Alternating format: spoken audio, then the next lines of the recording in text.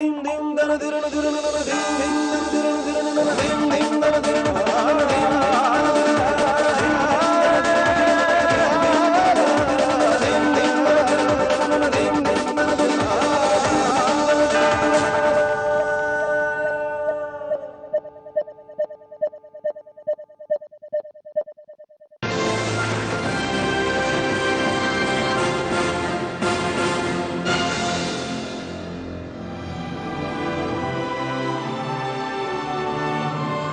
week on LIC Presents Journey in the Life of an Indian, we profile two courageous individuals who succeeded against all odds. Hasina Hussain not only survived a brutal acid attack but fought for justice and empowerment, an inspiration for everyone. Being born in the slums of Mumbai did not deter Yuvraj's spirit. His determination allowed him to represent his country as part of the Indian hockey team.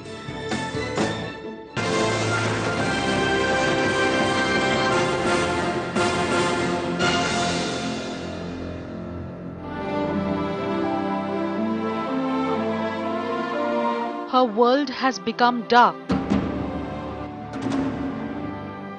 Her face has become scarred.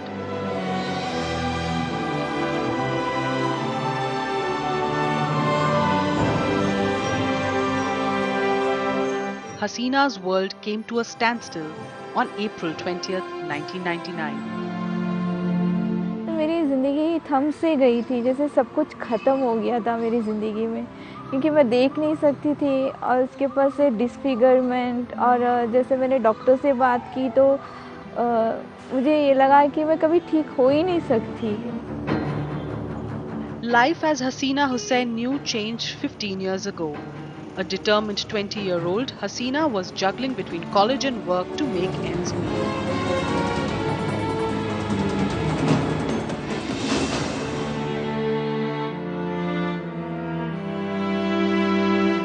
Until a former employer attacked her with almost 2 liters of sulfuric acid. जो मेरे साथ ये हादसा हुआ था acid attack का, ये मेरे बॉस ने ही मेरे पे एसिड फेंका, जो इंडियन एयरफोर्स में काम करता था। उसने मुझे प्रपोज़ किया था तो मुझे पसंद नहीं आया और मैंने काम छोड़ दिया। उसके बाद काम छोड़ के दूसरी जगह जाके मैंने काम ज्वाइन कर लिया था। मैं सुबह चल के जा रही थी रोड पे, एकदम गेट के सामने पहुंची तो वो ऑलरेडी वहाँ खड़ा था। उससे हाथ में जग था, वो 2 लीटर का सल्फ्यूरिक एसिड था। उसने बस मेरे पर डाल दिया इमीडिएटली। इतना वो कॉन्सेंट्रेटेड था कि वो पूरे मेरे बॉडी में फैल गया। उसकी वजह से पूरा मेरा बॉडी डैमेज हो गया, लाइक वैसे मेल्ट होके स्किन नीचे गिरना शुरू कर दिए।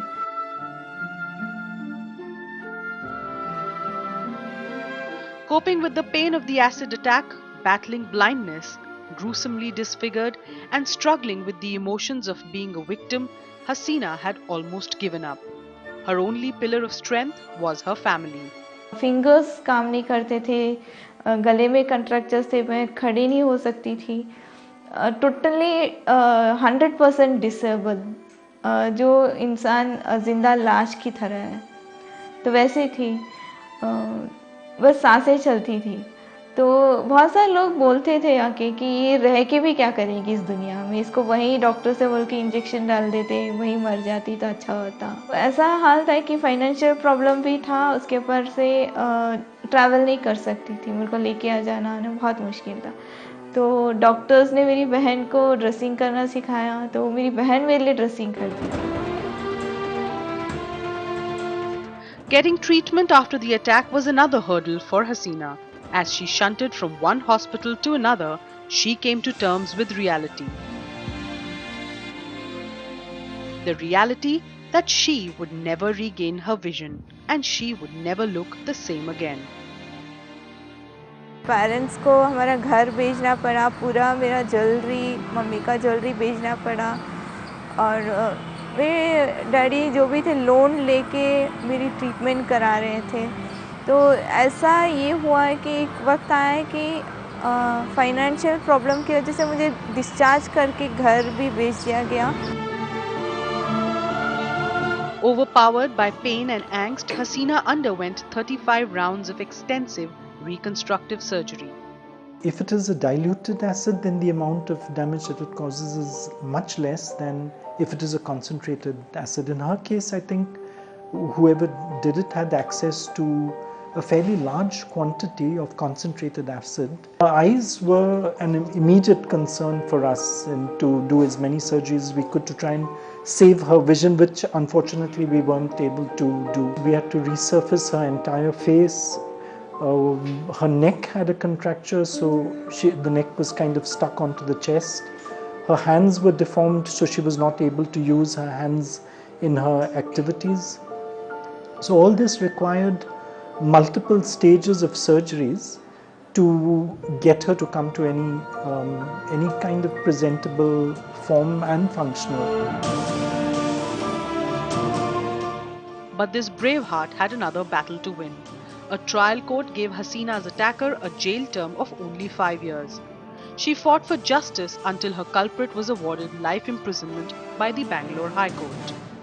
मैं तो लाइफ लॉन्ग में डिसेबल हो चुकी थी, लॉस में आई साइट, सब कुछ ख़त्म हो चुका था मेरी ज़िंदगी में। तो 5 साल की, वो भी अंडर कस्टडी, वो कैसे इंसाफ दिला सकता है मुझे करके मैंने हाई कोर्ट में अपील किया। तो वहाँ पर वर्डिक्ट निकला कि लाइफ इम्प्रिजनमेंट करके, पर 14 इयर्स की सज़ा जो मैक्सिमम पनिशमेंट है। लेकिन वो भी मुझे आज तक इंसाफ नहीं बोल सकती मैं, क्योंकि वही हाल है। आफ्टर 14 इयर्स मैं तो वही डिसेबिलिटी के साथ स्ट्रगल कर रही हूँ लाइफ में। तो आई होप कि almighty Allah will give me justice.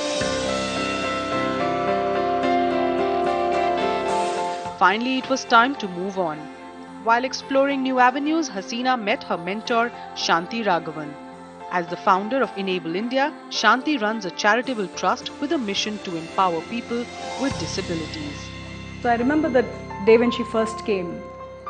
It took me some time to understand, oh my God, here's a person who has survived an acid attack and has gone through 10 years of surgery. And I remember that, her skin was very crispy, she couldn't sit for too long. But really, at that time we didn't know what to expect. I felt at that time itself, she had put her problem behind her, that was for sure. It was at Enable India that Hasina discovered a whole new world of opportunities for people with visual impairment.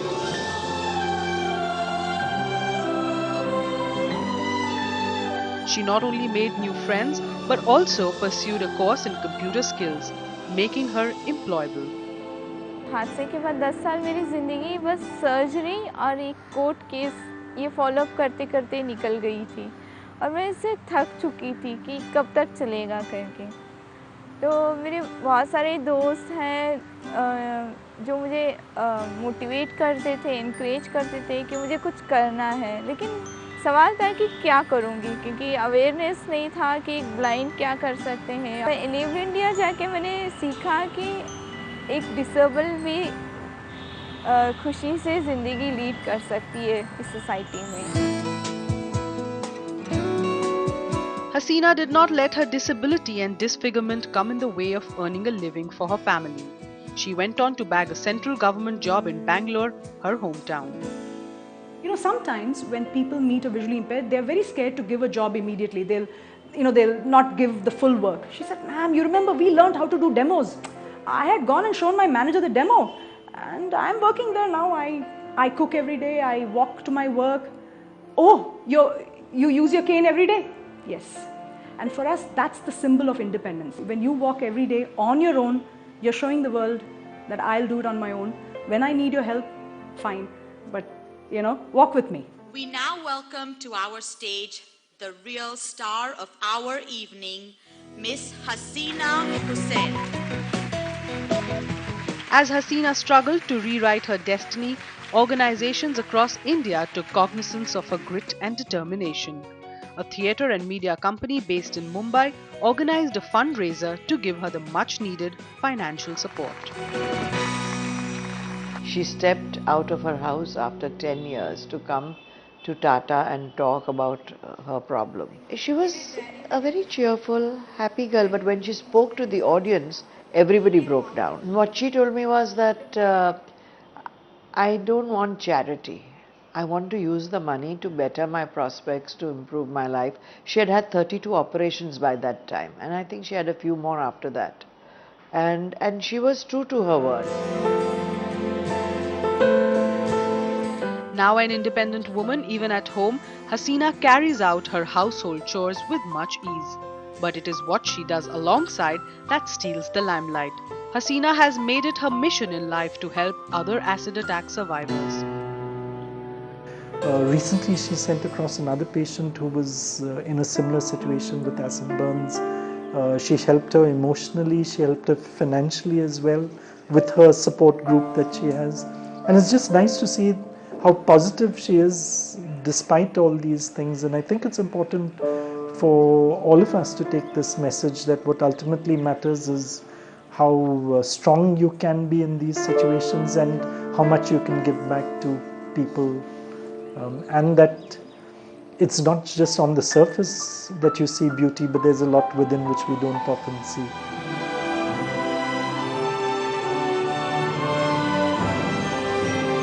Words cannot describe what Hasina Hussain has battled and overcome. But her sheer courage and conviction can surely stir a change in each one of us.